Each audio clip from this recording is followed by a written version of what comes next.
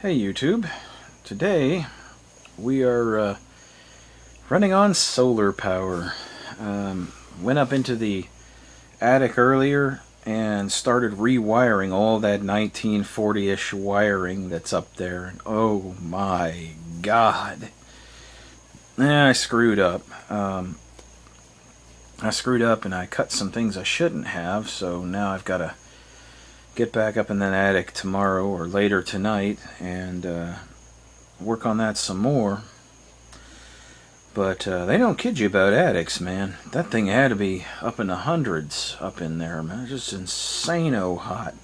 Stay in there about 30 minutes, the sweat's just pouring out of you in buckets. But Allison was making me some ice water here and there, and that helps. It helps a lot. You gotta stay hydrated. Lord have mercy. Pretty bad. But got the bedroom wired up. We had 2 rooms in the porch wired earlier, and the rest was all on bridges, with cords reverse feeding into outlets, keeping rooms active, until we could finish the job.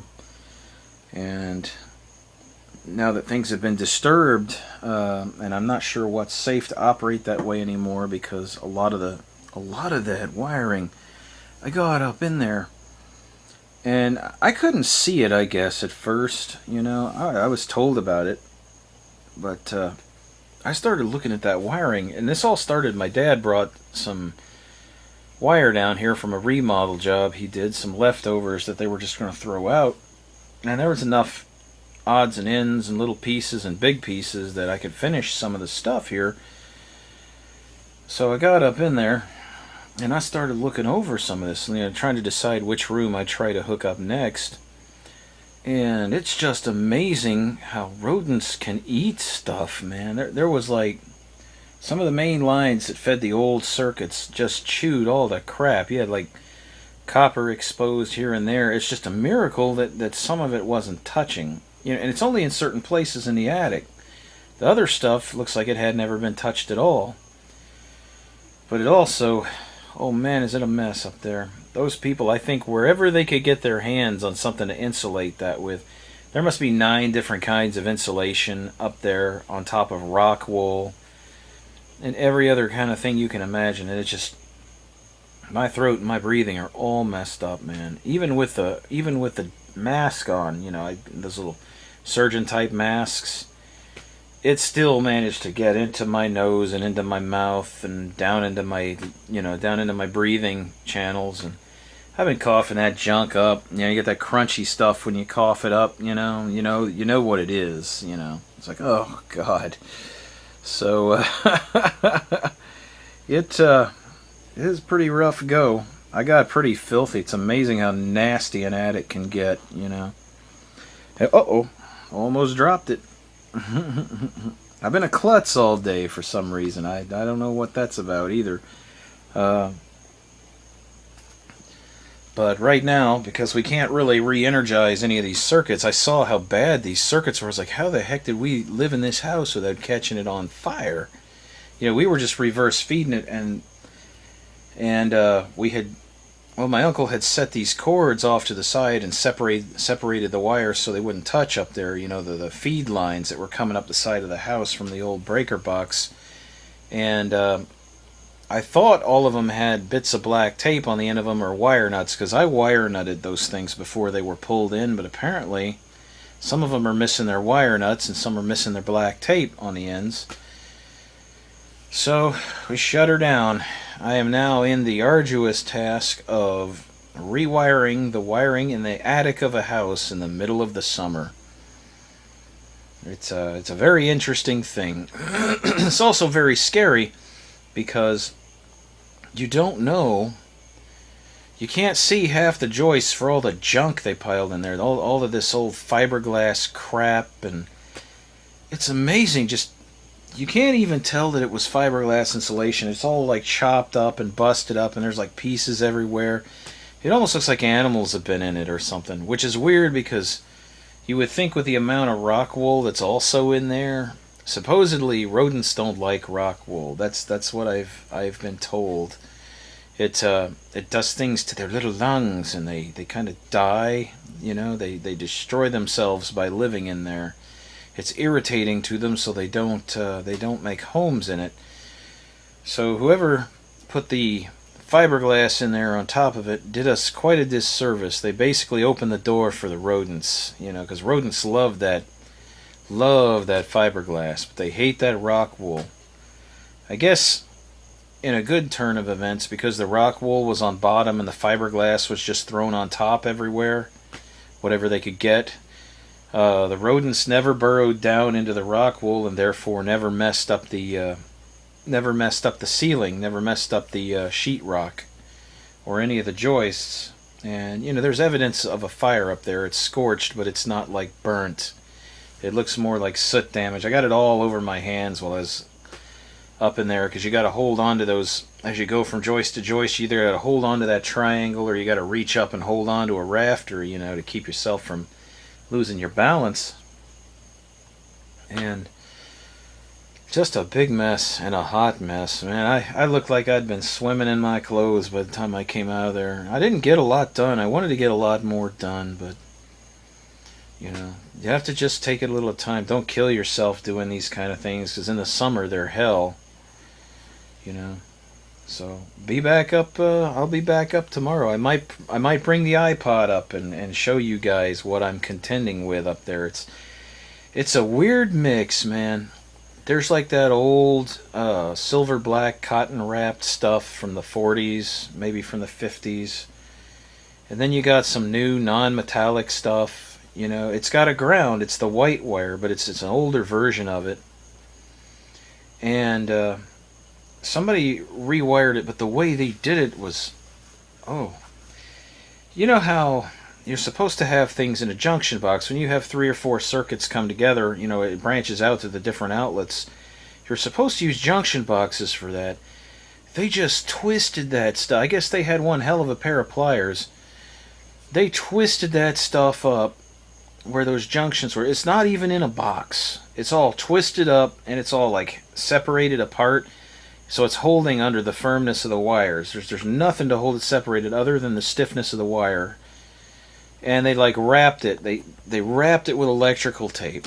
I had a piece laying around here, and I might go dig it out of the trash just to show you guys, man. And every one of these rooms in this house, excuse me, I'm still coughing up that stuff, and it's still making me hack and gag. Every one of these rooms is wired the same way, just all twisted and taped. And it's amazing that this hasn't caused a fire. I guess that was the way they did it back in the old days. I don't know. But man. So that's been what I've been doing is... today I wanted to do more than one room, but it's so hot. You can't move fast up there, and you can't work efficiently. Because the minute you crawl, you can feel this like curtain of hot air right at the surface of the floor of the attic, and it kind of comes down a little bit below the attic door, but because the house is air conditioned, it doesn't really, it kind of floats there, around that attic door, and you could feel it, and you put your head up there and you're like, oh man, it doesn't seem so hot when you first get up there, but after you've been up there about 15-20 minutes, man, it's just tearing you up. Doesn't help that we've got a heavy gauge Galvalume roof on this thing, so it's really hot up there. But that's what I did today, and I guess tomorrow I'll climb up there. I'm gonna start early in the morning. I'm not going back up there tonight. It takes forever for the heat to wick off of that. I just checked it a little while ago. It was still hot, so. Just do that in the morning once the heat bleeds off. It's got 2 gable vents, one either side, so I know the heat's running out of there, but it takes a long time for all that wood and all that insulation and all that to let off its heat. So I figure about maybe 5 in the morning. I'll get up around 5 or 6 and slap the ladder under the door and climb up there and get started again. I could do a little bit. If you work it didn't really start getting insano hot until maybe about 11, 12 o'clock in there. So, you have a little time, the first half of the day, but I don't think I'm going to work past lunch because a person have to be a fool to work beyond that time. It's in the 90s outside, so it's in the hundreds in that attic. It's just insane. So it did make me think about things. I think one of the things I'm going to do, I'm going to build a rack up there on either gable vent. I'm going to put some hardware cloth, and I'm going to do a little pressure treated frame on the inside of each one where I can mount some box fans up there. And what I'm going to do, I'm going to go to the hardware store, because you can get these. You can get a thermostat for your attic that turns the attic fan on. Or it'll turn a box fan on too. You just have to wire an outlet to it, And I'm going to set that thing up where when it gets like 90 degrees up there, that thing's going to cut on and it's going to start venting that attic to get that heat out. Because that, as bad as that is, I can't imagine the load it's putting on our air conditioners trying to keep up with that. So they're doing a good job, but they could be doing a way better job. So anything that lowers our electric bill. We do have some grid power. We're kind of on a hybrid type setup, and it's going to improve, once I start getting pieces again and start expanding the solar array. I'd like to get it where the bulk of everything is running on solar, and we only cut down to grid when we've exhausted our batteries, and then charge up the next day. That was kind of how we did it. I had a smaller setup like that when we lived in Spring. We lived in a small camper, and I had it set up. I had 2 Trojan T205s, I think is what they were, those big golf cart batteries. And they were like 10 years old when I got them. Those are good batteries. They were like 10 years old when I got them, and we ran them for another 2 or 3 years before they finally went kaputsky. When you start really, really heavily cycling them, they weren't well taken care of when I got them, but I stretched them as far as I could make them go before they were just completely destroyed. It got to the point we were limping on them, and there was no getting them back. And then we had a long string of Superstart, and oh God, what are those things that Walmart has? Those deep cycles, those crappy deep cycles that they sell at Walmart. Johnson Controls makes them. I'm trying to think, what the heck is that? Everstart. Those are terrible. Those are the most. Years ago, when I lived before I met Allison, I lived in a camper. It was like a 24-foot camper. It was before I got the mobile home I was in, which I hated. I should have never let them talk me into that, but that's another thing entirely. The camper was actually better. I had the first set of Everstart batteries that I got from Walmart, and they were good batteries. Kept them charged, and when there were power outages, this is before I went into solar. They actually used to make those pretty good. But after the Trojan T205s went back, I was like, well, those Everstarts I had way back when I was in that camper were good, so I'll just get a couple of those and we can get by on them until I get something better. Oh no. Oh no. The quality of those batteries has declined to such a point that I wouldn't even put them in a car, let alone an RV or a camper. They're terrible batteries. It doesn't matter how religiously you take care of them, check your specific gravity and keep them charged, topped off. They say deep cycle on them, but they behave more like starting batteries. They don't cycle. If you get the full 300 cycles out of them, you'll be lucky, And if you discharge them down to the appropriate amount, you're not supposed to fully discharge them. I think, what is it they say? 11.8 volts is really where you should shut off. Never discharge them past 50%. But terrible batteries, terrible batteries. Now, a battery I was really impressed with, for the cheapness of it, I got a Superstart from O'Reilly as deep cycle. And it's actually what's running this, but it's had a lot of heavy use put on it. So I'm not holding my breath as to what it's going to do. We're limping on it here because it was used to run things. When we first moved here, I had no generators, but I had like 2 80-watt solar panels and a charge controller, and I had that Superstart. And that's what I ran all the lights out here on, until we got established here, before the power was turned on. And, yeah, they don't kid you when they say charge within 24 hours. If you can't get that battery charged within 24 hours, it starts to suffer and your capacity starts to suffer. It'll destroy a battery pretty fast. At least a lead acid. They don't like that. They don't like sitting, half dead. But considering all of the hell that super start in there was put through, in its short life, I expected it to get to this point. There were times when I couldn't get out here to cycle it back up, and it sat out here with an inverter hooked to it. And the fact that it actually came back and it's running our lights now is says a lot about them. It says a pretty good bit about them. You won't get your full capacity back, but it's still, it's still running and it's still doing its job. And if we keep the wattage low, we can go all night and the panels can pick it up in the morning, So that's what we're doing now. Because I've got a lot up there to do. Allison, I don't think, believes how hot it is. I was like, you need to climb up there. That's pretty bad up there. That's pretty bad. So yeah, tomorrow we'll do that. I got a set of coveralls this last time I went up because I climbed down. My clothes were so wrecked, and there was a couple of pairs of coveralls that were in some of the clothes we brought back from her grandmother's. They were originally her grandfather's coveralls. They kind of closely fit me, but they're tight. But those things are great for getting into stuff like that. It worked real good. Crawled up through there, fixed some of the wiring, and tomorrow I'll be putting that bedroom on the breaker once I get the little bit that I cut sorted out.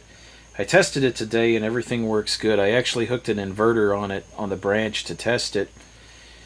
And the good thing about an inverter is if you have a fault of any kind, usually an inverter will shut down before something goes crappy on you. It won't burn your wires up, Worst case scenario, you might damage your inverter, but best case scenario, the safeties on your inverter kick off, so there's a fault with the wiring, and you can get up in there and try to figure out what you did wrong. But it fired up on the first shot, so I'm very happy about that. So tomorrow, the only thing I did wrong, that room was daisy chained to another. I think it was daisy chained to the hall light, and it was daisy chained to the hall outlet, and I think an outlet in the bathroom, because all that stuff was in the hall around the same proximity. And what I thought was the source wire that was feeding into the bedroom circuit, that it hit the switch leg and then it went out to the light and it went off to another outlet. I thought that wire going in was the source wire. So I cut it and I put the wire that's coming from the breaker, that will be coming from the breaker, into that. So I have to correct that before I actually hook it to the main, to the power panel. But it was about that time I started thinking, I've got this opportunity now since I got all this wiring all laid out up here. What I think I'm gonna do is I'm gonna take all the lights and all the switch legs, because there's no outlets on these. This is just the lights. I'm not gonna do it with the outlets. I'm gonna run a single line down the middle of this house, and every roof lighting fixture in this house, lights and maybe 2 ceiling fans, because I'm going to install another ceiling fan. I'm going to put that plus maybe 2 outlets in strategic places on the solar, so that when the power goes out or we have a disagreement with JNEC about something, which I'm not too happy with this 40% of my bill being fuel surcharge right now. It's nice to have alternatives, but for backup purposes, to have that solar power system feeding just the lights and the switches to turn the lights on and off, because there's maybe 9 or 10 lights in the whole house, on the roof, not counting lamps, just counting the fixtures. And when you put these little Utilitech or Cree LED bulbs in there, you're not even going to get close to 100 to 200 watts running all these lights, you know.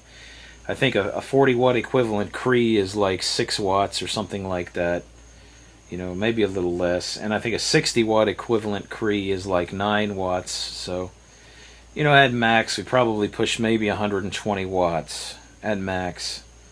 You know, and then have maybe one outlet box in the kitchen, because there are outlets in the kitchen that I don't know where they're fed from.